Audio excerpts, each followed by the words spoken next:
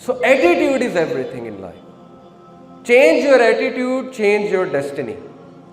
आज से ही बकअप करना शुरू कर दें, अपने आप को थपकी देना शुरू कर दें कि you are doing good in life. दिया करें, अपने आप को शाबाशी दिया करें।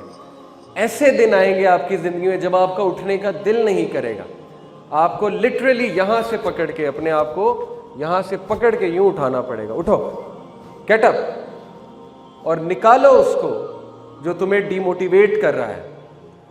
कोई मदद के लिए नहीं आएगा, ये मैं आपको पहले बता दूं। Be a lone wolf, although expect good but don't expect people to hold your hands. आप हैं और अल्लाह हैं, बस जिंदगी यही मुख्तसरन है। बाकी माँ बाप बहुत सिंसेयर हैं बेशक, लेकिन कभी कभी इंसान अकेला लड़ता है, उसकी बहुत सी वजूहात होती हैं। तो अकेला लड़ना सीखे, अपने एटीट्यूड को चेंज करें, अपने आप को पहचानो, चट्टान बन जाओ। It all starts from your mind set, your attitude. Change your attitude, change your destiny. मसला यह है कि हमारी जिंदगी में मेजॉरिटी मसले हमारे एटीट्यूड की वजह से। ये मैं नहीं कह रहा है, कुरान कहता है। अल्लाह ताला ने कहा चैप्टर 10 वर्स 44 सूरह यूनस आयत नंबर 44 में, इन्नल्लाह ला यज़लिमुन नास शैअन वलाकिन्नन नास अनफुसहुम यज़लिमून। बेशक अल्लाह इंसान पे जुल्म नहीं करता, इंसान खुद अपने ऊपर जुल्म करता है। कैसे? गलत एटीट्यूड। मैं आपको चंद गलत एटीट्यूड्स गिनवाता हूं क्विकली, इंशाल्लाह आपके सामने बहुत अच्छे से बात वाज़ेह हो जाएगी। क्या है गलत एटीट्यूड जिनकी वजह से हम मार खाते हैं? स्पेशली मेरे यंगस्टर से खिताब कर रहा हूं इस वक्त। नंबर 1 जी, what is this? Comfort zone. अपने कंफर्ट जोन में बैठना, बस मुझे कोई कुछ ना कहे, मैं मौजे मारूं, ओके, मेरे ऊपर कोई जिम्मेदारी ना हो, मुझे हर जगह अच्छा ही मिल जाए, मेरे दोस्त भी हों, हर जगह जो है वो मेरे लिए देग आ जाए, ओके, ट्रे में खाना आ जाए और मैं बस बैठा राज करूं।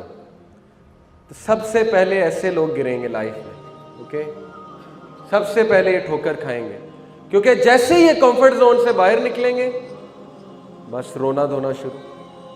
क्या वजह है? शादियां क्यों नहीं चलती आज?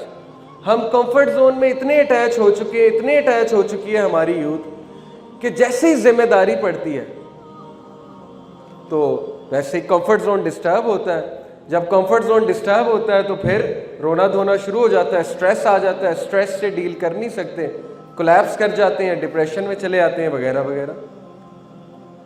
तो कंफर्ट जोन में रहने वाला बंदा तरक्की नहीं करता, क्योंकि कंफर्ट जोन में कुछ ग्रो नहीं करता। कंफर्ट जोन में फिर इंसान मोटापे की तरफ ही जाता है और कुछ भी नहीं। जैसे वो पिछले दिनों एक फनी पिक्चर भी आई हुई थी इंटरनेट पे कि उन्होंने कहा था life defined in one picture, life sadness defined in one picture. क्या था कि एक तरफ गेम्स का रैक था, PS4 की गेम्स का रैक था, दूसरी तरफ पैम्पर्स का रैक था, और वो जो लड़का था उसने अपना बच्चा उठाया हुआ था, वो बड़ी हसरत से PS4 गेम्स की तरफ देख रहा था, लेकिन दूसरी तरफ लेना उसे पैम्पर्स थे। तो वो उसकी सैडनेस थी कि क्या ही दिन थे, PS4 खेला करता था, कोई जिम्मेदारी नहीं थी, अब पैम्पर्स लेने जाना पड़ता है, ओके। तो जिम्मेदारी कभी ली ही नहीं ना, इसलिए अब जब जिम्मेदारी आई है तो स्ट्रेस आया है, जिम्मेदारी के साथ स्ट्रेस तो आएगा। स्ट्रेस के लिए अपने आप को तैयार नहीं किया हुआ था।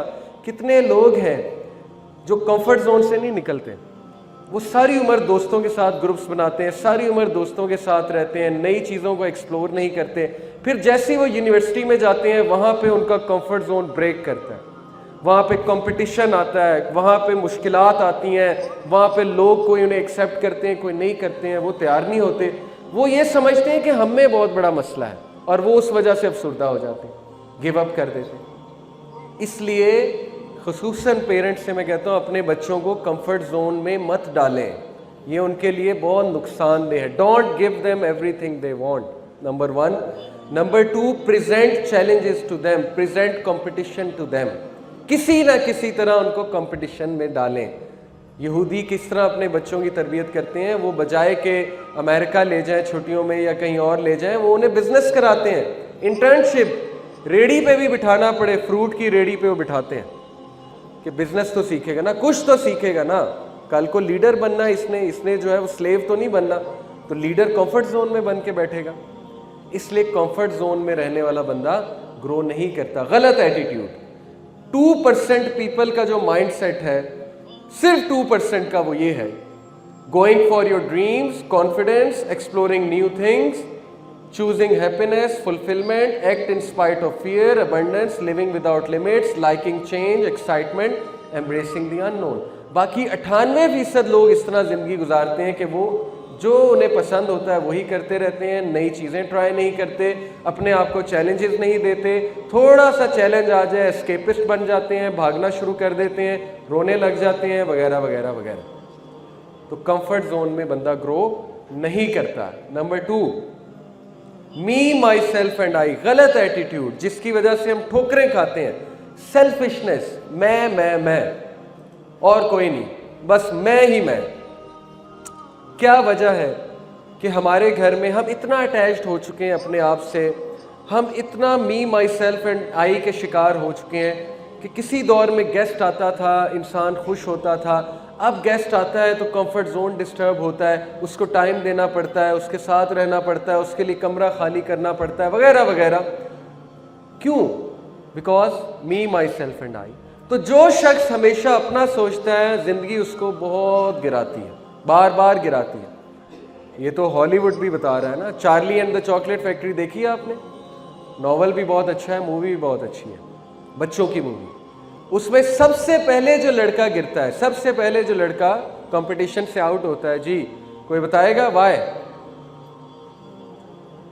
5 लोग होते हैं ना, सबसे पहले कंपटीशन से जो आउट होता है, क्या था उसका मसला? टेम्पटेशंस पे काबू नहीं रख सकता, greedy, me, my self and I, मैं हर चीज खा लूं, मुझे हर चीज मिल जाए। तो जो शख्स सेल्फिश होता है तो फिर वो ये शिकायत ना करे कि मेरी जिंदगी में इतनी मुश्किलात क्यों हैं। गलत एटीट्यूड। 3rd गलत एटीट्यूड, लिविंग इन पास्ट। कुछ लोग माजी से ही नहीं निकलते।